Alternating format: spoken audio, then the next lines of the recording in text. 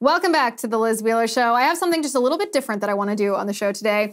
One of my favorite things that I get to do in the course of my work is travel around and talk on college campuses. I get to talk to college students of all stripes, conservatives, liberals, everywhere in between. And this is thanks to the Young America's Foundation that sponsors my events on campus.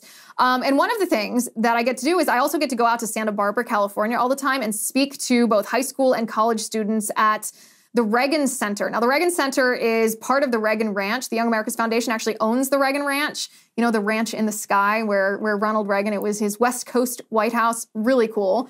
But at the Reagan Center, they host conferences for young people all the time, multiple times a year, and I love going out there and talking to young people. So one of my recent events that I did with the Young America's Foundation is I got to talk to them about TikTok. It was one of the most fun events because in this room, it wasn't just high school students, it was high school students and some of the benefactors and donors who make the Young America's Foundation possible. So really fun to see this mixed group, the students that get to be so grateful to the donors and the donors that see the personification of their work.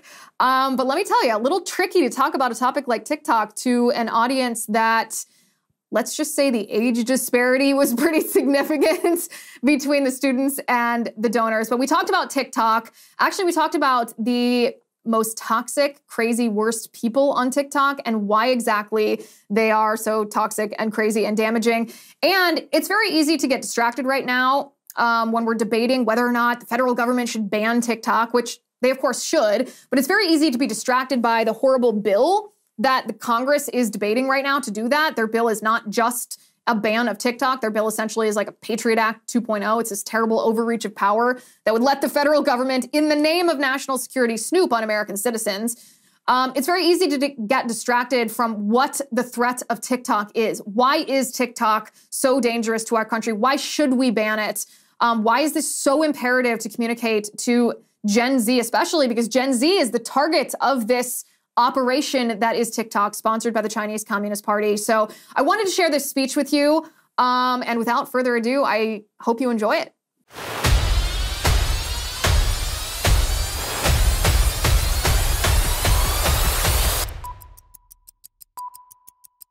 I got to tell you guys about Upside. I love this app. So you know how at most gas pumps you see two different prices? You see the price that you're about to pay, and then you see the 10-cent off price that you'd be paying if only you had that rewards card. The trouble with a rewards card, of course, is that if you're on the go, you can't always fill up at the same place. I know I can't. Well, finally, there's an easy way to get cash back at multiple gas stations. It's this app called Upside. Upside is an incredible app for anyone who buys gas, which means all of us. With Upside, you get cash back on every gallon of gas you buy. Upside offsets inflated gas prices by giving you cash back on every purchase. The app is super easy to use. To get started, you just download the free Upside app. Then you can use my promo code LIZ5 to get an extra 25 cents back for every gallon on your first tank of gas. Next, you claim an offer for whatever you're buying on Upside, then pay as usual with a credit or debit card, follow the steps in the app, and voila, you get paid. In comparison to credit card rewards or loyalty programs, you can earn 3 times more cash back with Upside. Isn't that great? Upside users are earning hundreds of dollars a year. So download the free Upside app, use my promo code LIZ5 to get an extra 25 cents back for every gallon on your first tank of gas. That's an extra 25 cents back for every gallon on your first tank of gas using promo code Liz. But first, download the free Upside app. Hello, hello. How is everyone? Thank you so much for having me today. As Madison said, my name is Liz Wheeler. I host the Liz Wheeler Show. And you all, I was peeking at you from behind the curtain. You all look wonderful. You look like you're having a great time. I would not have missed this for the world. So thank you for having me. Thank you to Governor Scott Walker. Thank you to Andrew. Where is Andrew sitting? Andrew's over here. Thank you to all of the wonderful benefactors who make this possible. One of the things that I always say about coming to these conferences with all of you young people is it gives us hope for the future. We know that in 10 years, 20 years, you guys are going to be the ones serving in the halls of Congress. You guys are going to be the ones in the governor's mansions. You guys are going to be the ones running businesses and raising families. And we are all, I think I speak for everyone here who's made this possible, we're so proud of you and we're so excited to see what you are going to do when you are the stewards of this country. So thank you all for being here.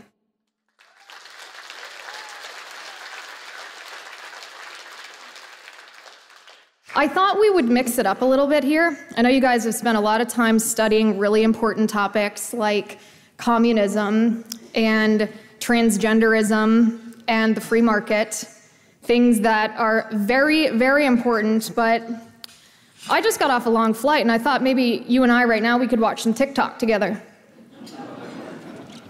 TikTok is a terrible app that I bet almost everyone in this room has. And what I wanted to do, no, who said no? I don't believe you. I hope you don't.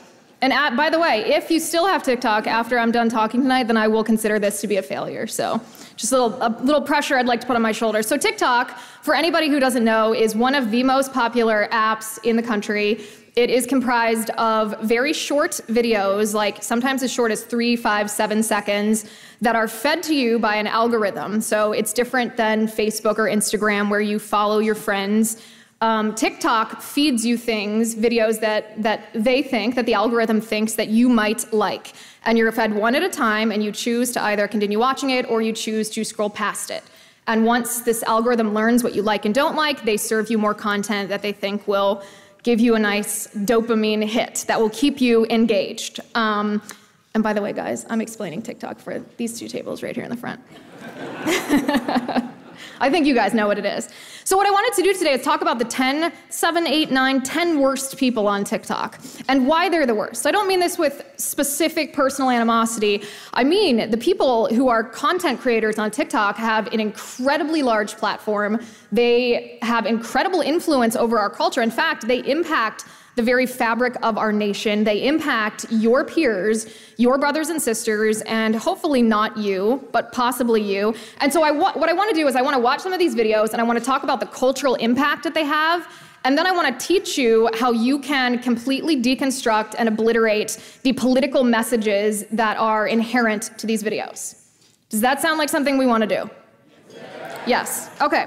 So let's start with the fact that TikTok itself is not organically an American app. TikTok is a Chinese communist invention. In fact, TikTok was first launched in China about 5 years ago before they launched their international version. And TikTok in China has a different name. It's called Douyin or Douyin. And in the United States, it's called TikTok. And while their algorithms are very similar, they are portrayed to be the same thing. They're actually very, very different. Because the owners of TikTok, it's owned by a company called ByteDance, which is tied to the Chinese Communist Party, as all business entities in China are. ByteDance not only shares your data and my data with the Chinese Communist Party, they have nefarious intentions with what they do with our data. And I'm not talking about like, oh, they have my email address, or oh, they know what my age is. I know that you and I, as young people in this country, have pretty much surrendered that aspect of our privacy. We're not super worried, for better or for worse, if someone collects our email address, because that's what we've grown up with.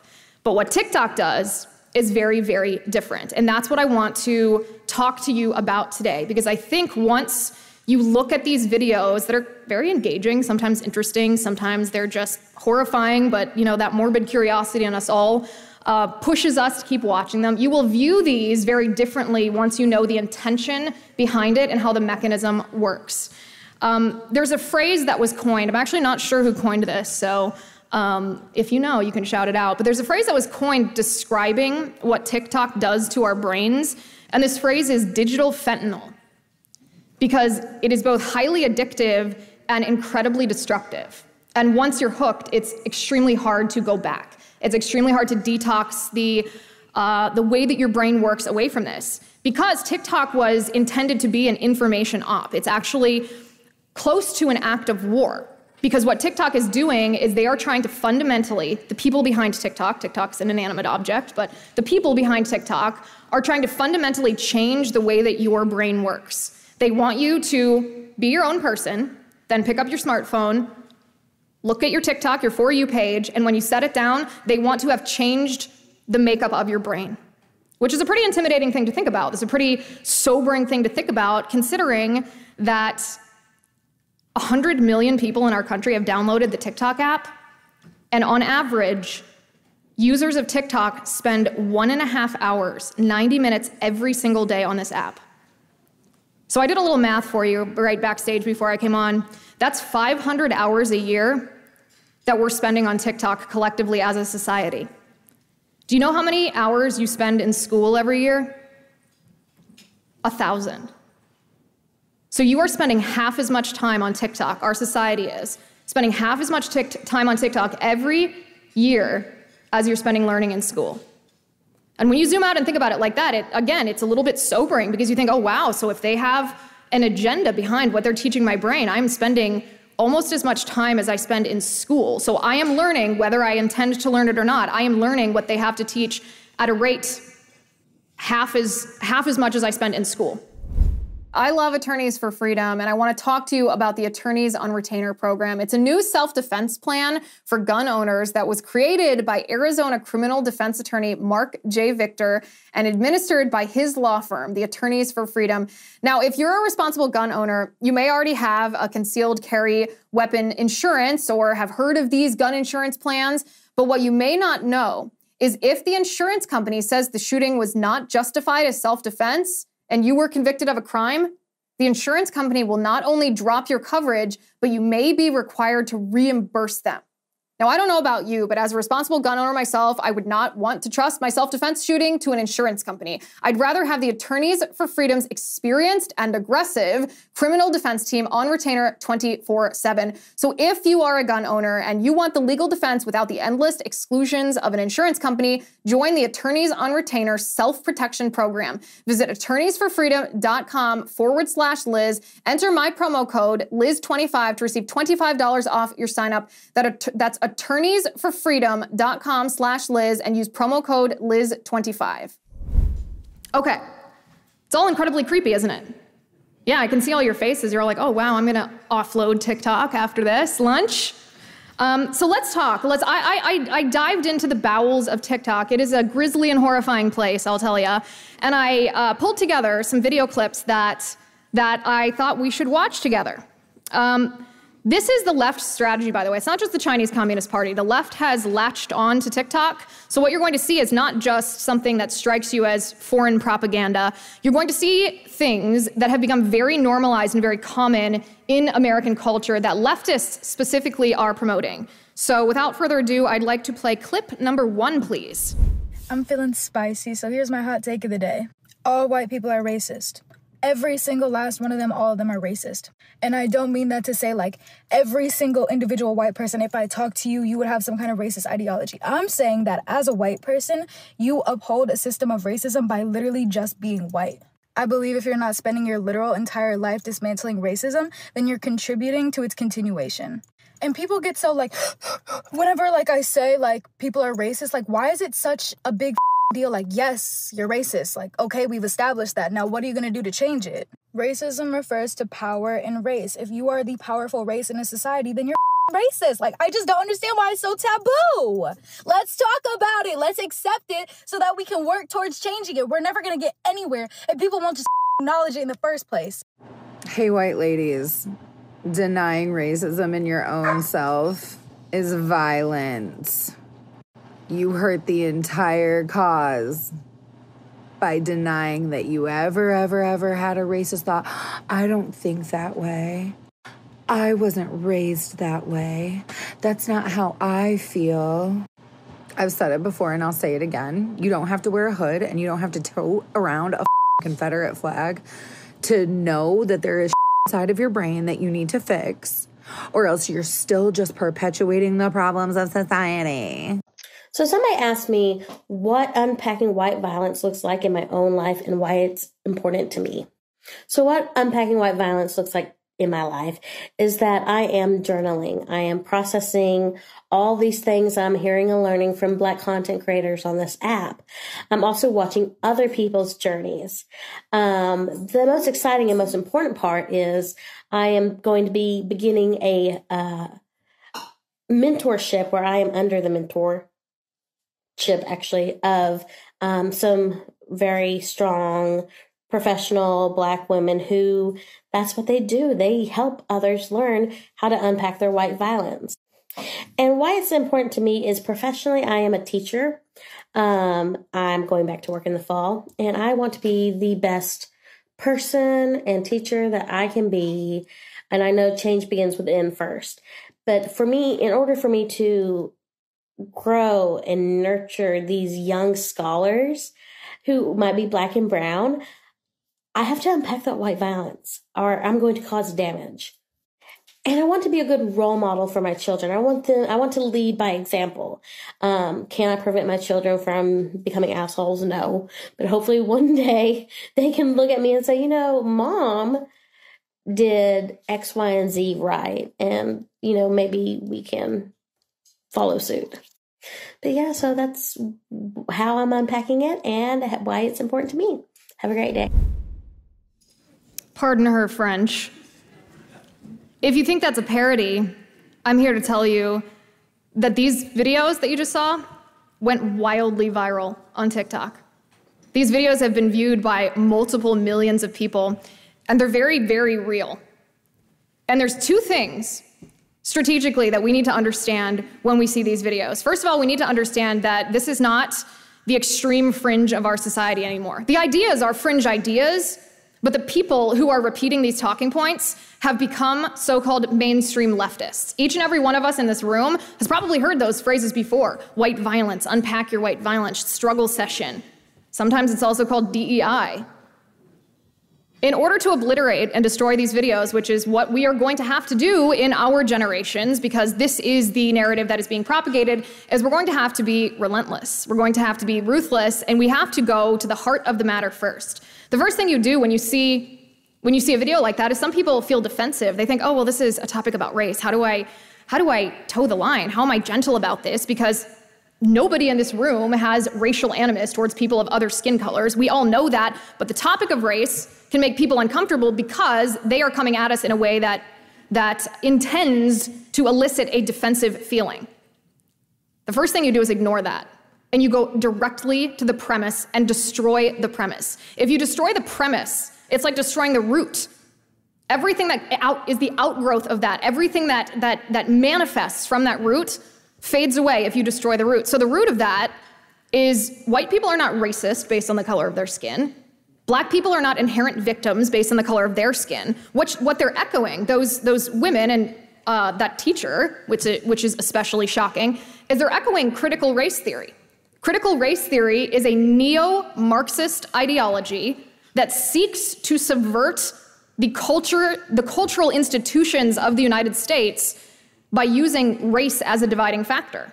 It's the second iteration of Karl Marx's economic racism, or economic Marxism, where he wanted the working class to revolt against the ruling class. Well, when the new Marxists realized that wasn't going to happen, what did they do? They decided to divide society using different characteristics. Instead of using socioeconomic status, they said, we're going to use race. When you recognize what that is, you can then turn it on its head and you can play offense. And it's the only way to defeat these people. The only way to defeat it is to obliterate their premise and to turn it on its head and start playing offense. So first you define what you hear. You say that's critical race theory. It's racism and it's Marxism. Here's where it came from, Karl Marx through the Frankfurt School to here. And its goal is to subvert the United States. And then you start asking them questions. Then you start turning it around and saying, do you think every white person you know is racist? Do you think every black person you know is inherently oppressed? Isn't that racism in and of itself to say that every black person you know is inherently a victim based only on the color of their skin? And you make them own the definition that you have given to their ideology, not because you invented that definition, but because you defined it. Ladies and gentlemen, there are a lot of skincare products out there, so let me cut right to the chase and tell you about the one I like the best. It's called Genucel. Sure, you can go off to Brazil or Colombia or wherever and get crazy stuff done to your face, but why on earth would you do that? Let me read to you what a woman named Claire said to me about Genucel. She said, I absolutely love Genucel. My skin feels so good. Tighter, younger, with a more even tone, and I only use it for a week. My advice for everyone, take a before picture. It's true, Genucel is a family recipe made by a compounding pharmacist in small batches. It's always safe, cruelty-free and natural. Right now, go to genucel.com/Liz and you can receive over 70% off Genucel's most popular package, which features their ultra retinol and their dark spot corrector. Don't wait. Go right now to genucel.com/Liz. All orders are upgraded to free shipping, and every subscription order includes a complimentary spring spa box with 3 spa essentials also for free. This is for a limited time, so visit now. Go to genucel.com/Liz. It's spelled GENUCEL.com/Liz. That's genucel.com/Liz. There was a recent video. Are you guys on Twitter too? Guys, come on, don't break my heart. There's a recent video that went viral on Twitter talking about what the definition of woke is. And it gave us an incredibly good opportunity, although my friend Bethany Mandel, who was the subject of that video, might disagree here. But it gave us an incredibly good opportunity to actually define woke and make leftists who think that wokeness is a positive thing either tell us we support this definition of wokeism or we oppose it. And if we do that with every single thing, every single ideology that they propagate, or every single strategy that they use to propagate a Marxist ideology, then we actually can combat this kind of ideology. I'm going to give you another example here. If we could play clip number 2, please. A lot of people were asking in the comments of my last couple of videos about my anchor charts. So I'm going to take a minute to show you guys what I was talking about.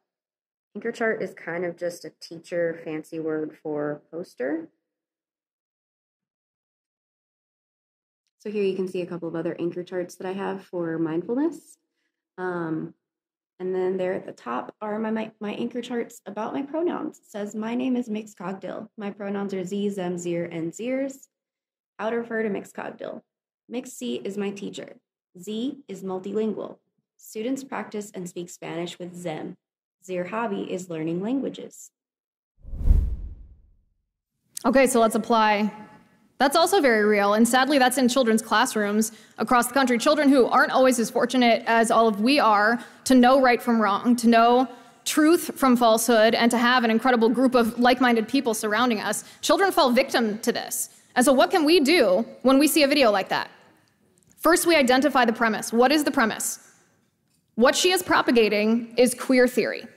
Queer theory is the ideological underpinning of what she's talking about. Queer theory is a Marxist ideology. You don't get to pick your gender. You don't get to pick your pronouns. You are what you are. You're a girl or you're a boy. You're a man or you're a woman. It doesn't matter how you feel. It doesn't matter if you have a mental health issue that makes you feel uncomfortable in your body. We should help you with that and we should treat that, but it doesn't justify bodily mutilation.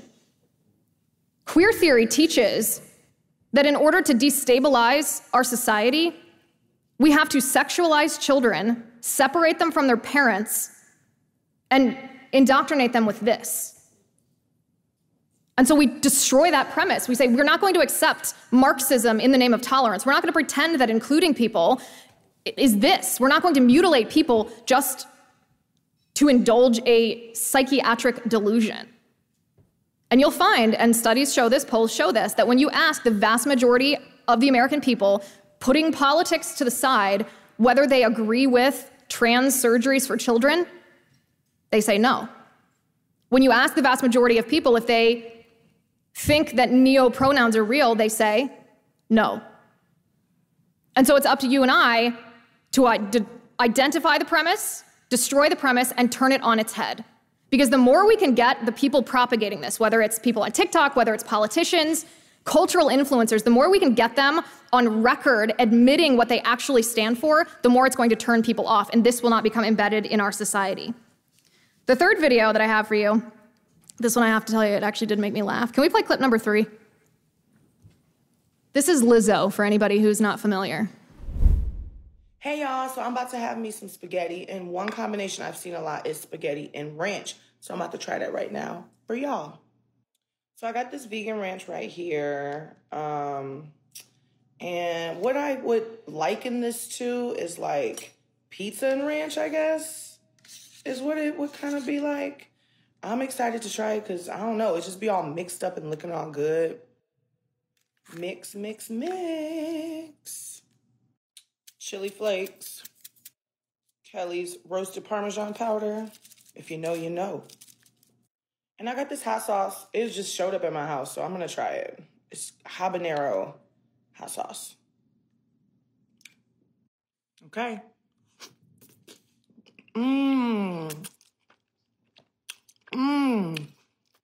It's creamy. I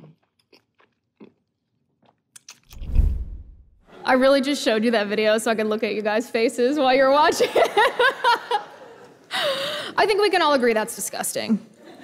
But the point of all of this is Lizzo's propagating a very destructive narrative in our country. She's telling us that if we look at that video and say, well, that looks like binge eating to me, that doesn't look healthy. She looks like she's extremely overweight, which has no impact, of course, on her dignity and worth as a human being. However, it is a serious health risk. We are told that that's the same as being racist, that's the same as being homophobic, and that's the same as being transphobic.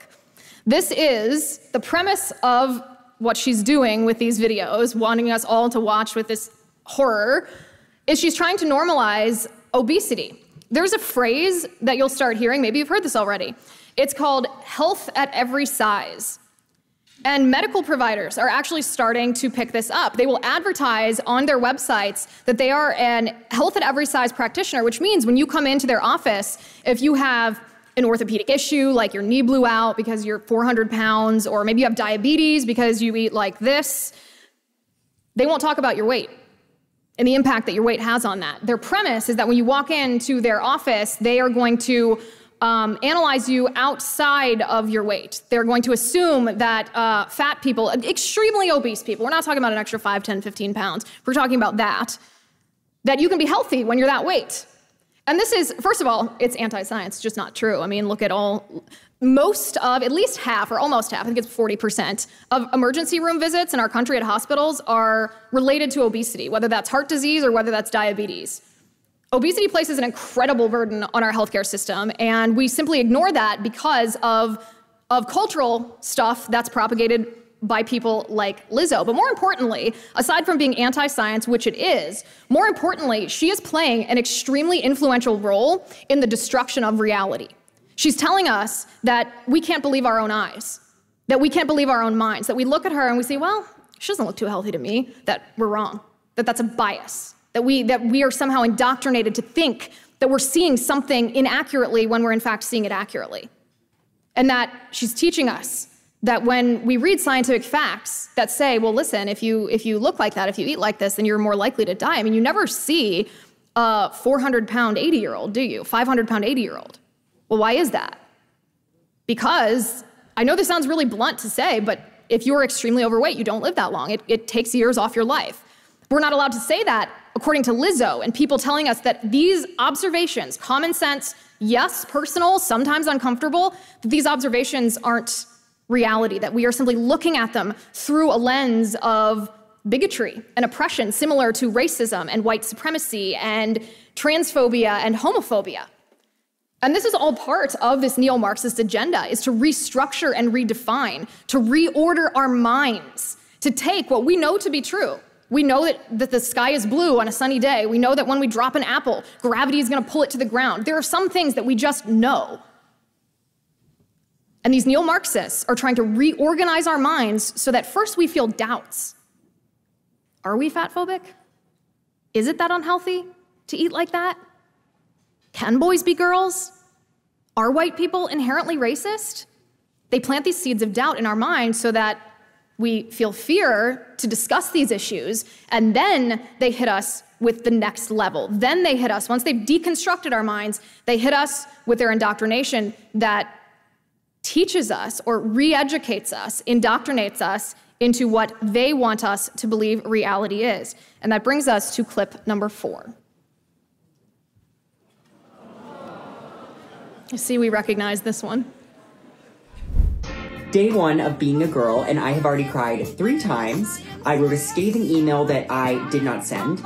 I ordered dresses online that I couldn't afford. And then when someone asked me how I was, I said, I'm fine, when I wasn't fine. So,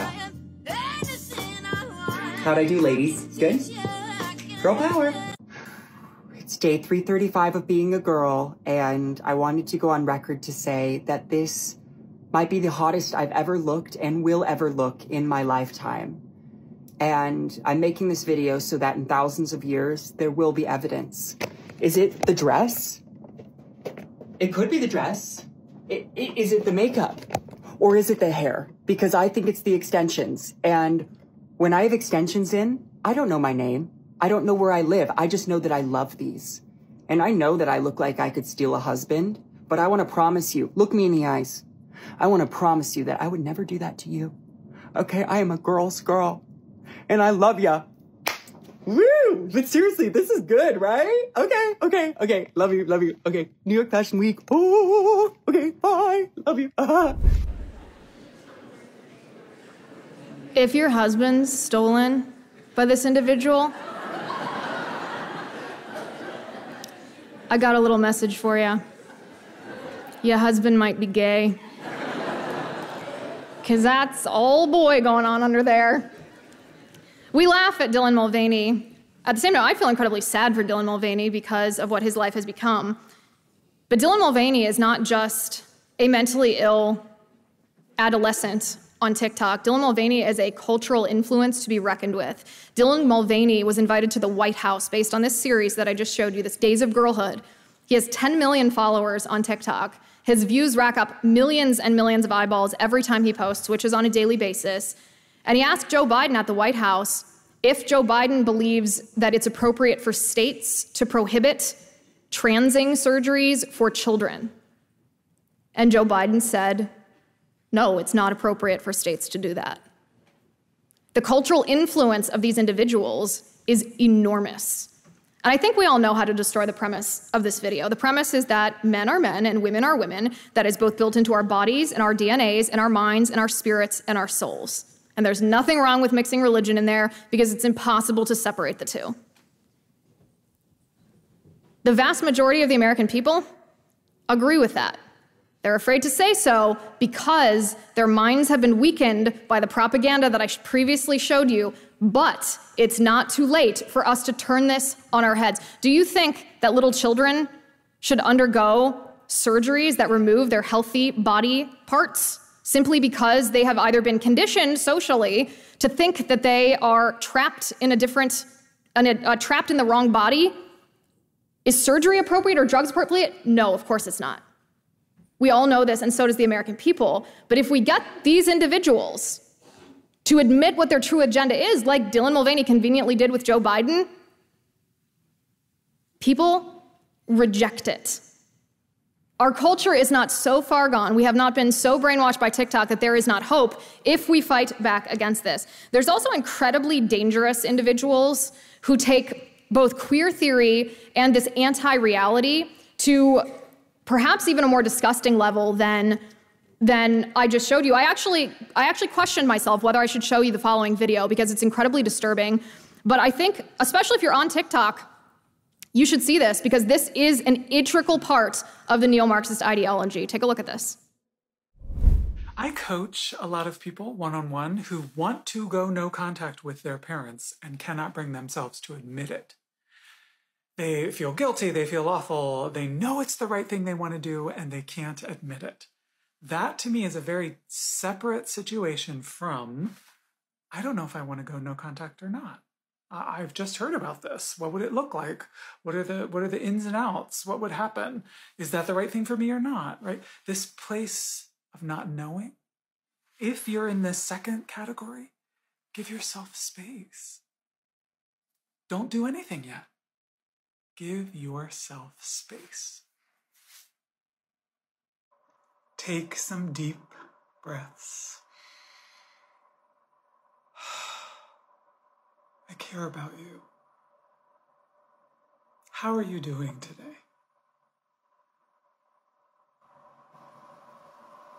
I hope you need to hear this today.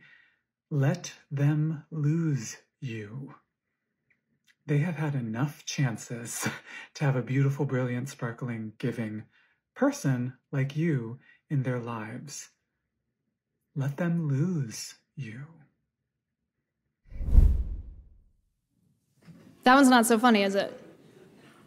Let me tell you what some of the classic signs of a pedophile are, how a pedophile operates and tries to groom children. Grooming children means to condition child for sexual abuse.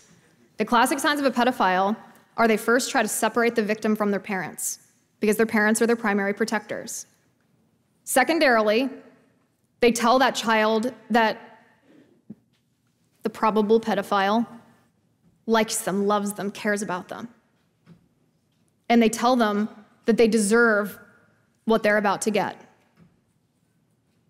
Every element of how pedophiles condition children for sexual abuse is evident in every single one of Jeffrey Marsh's videos. And yet TikTok allows this groomer on their platform.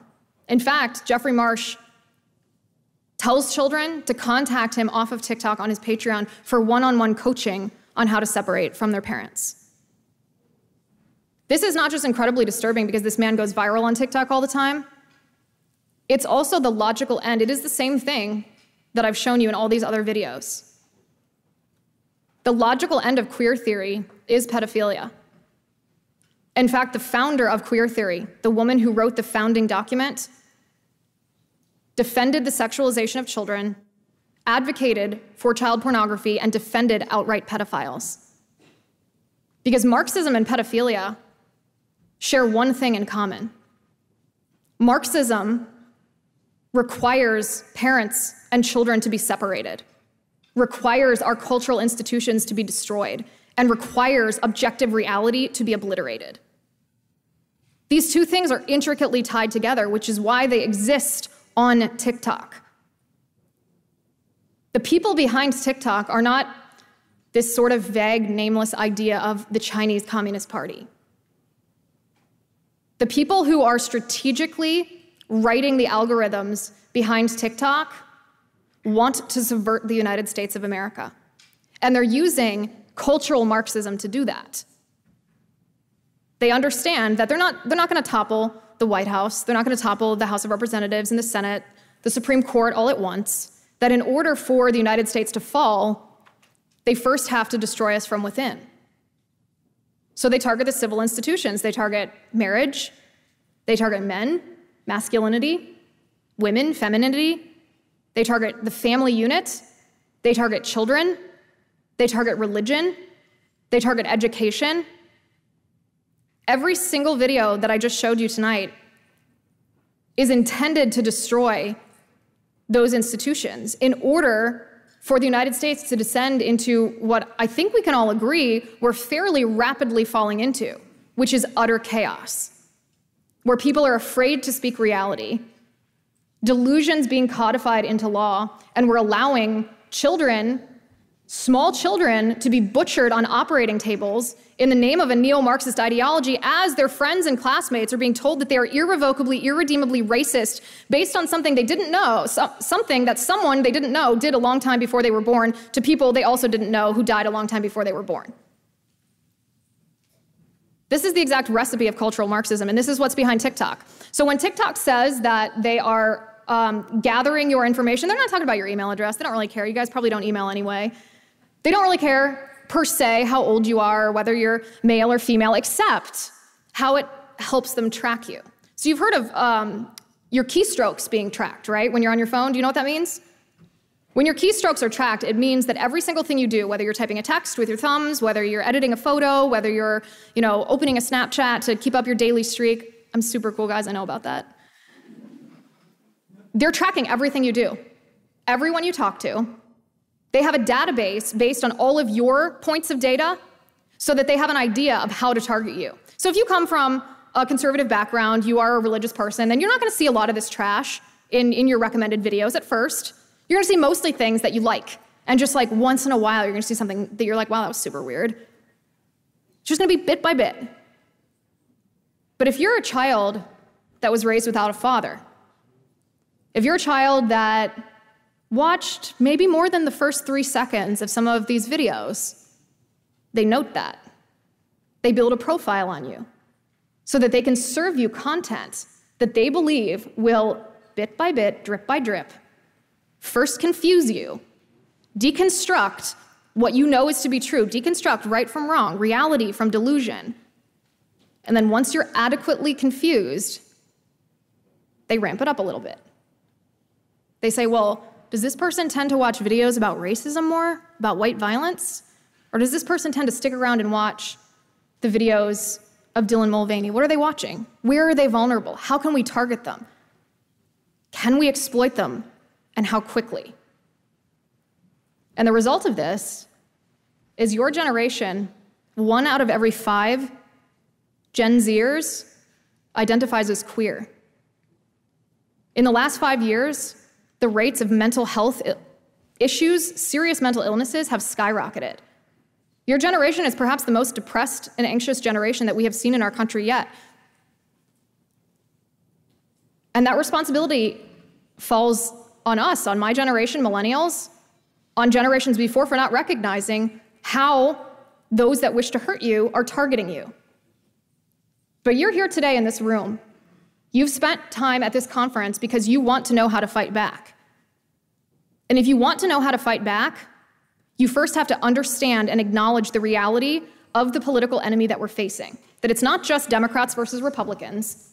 It's not just liberals versus conservatives. We are in a battle of good versus evil.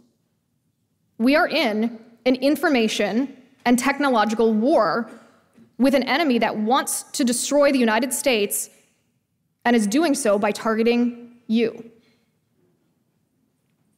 TikTok has played an outsized role in this and continues to play an outsized role in that. Think of those statistics I said before. 1.5 hours every day. How many hours are you awake? Do you sleep 8 hours a night? Then you're only awake. No. I hope you're studying then. Think about that. If you did, accept my premise for one moment, if you did sleep 8 hours every night, that's 16 hours. Is that right? Yeah. 16 hours that you're awake every day. And 1.5 hours of that you're spending on TikTok. Maybe not you. I'm not here to scold you. I know you're here to learn, and I want you to understand what this app is and what it does and what it's intended to do and what it's achieving so we can stop it before it's too late. How many of you are gonna offload TikTok after today? Oh, somebody already did. I like this lady in the front. This is the enemy that we face. It's neo-Marxism. If we can't define it, define that premise, destroy that premise and turn it on its head, making those who propagate it either support or reject what it is, then we will never win. We will simply be the same old squishes, the same old establishment, Republicans and conservative movement, vague conservative activists who have failed to see what was coming for the past 30 years and thus allowed us to be where we are today. I have faith in you. These wonderful folks who put these conferences on have faith in you. With this knowledge, I not only encourage you, I challenge you to fight back against what you see. Do not be afraid. Do not let delusion overtake reality. Stand up for what's right and fight back against this enemy. TikTok being the perfect encapsulation of the Generation Z neo-Marxist threat that we do face. Thank you so much for having me.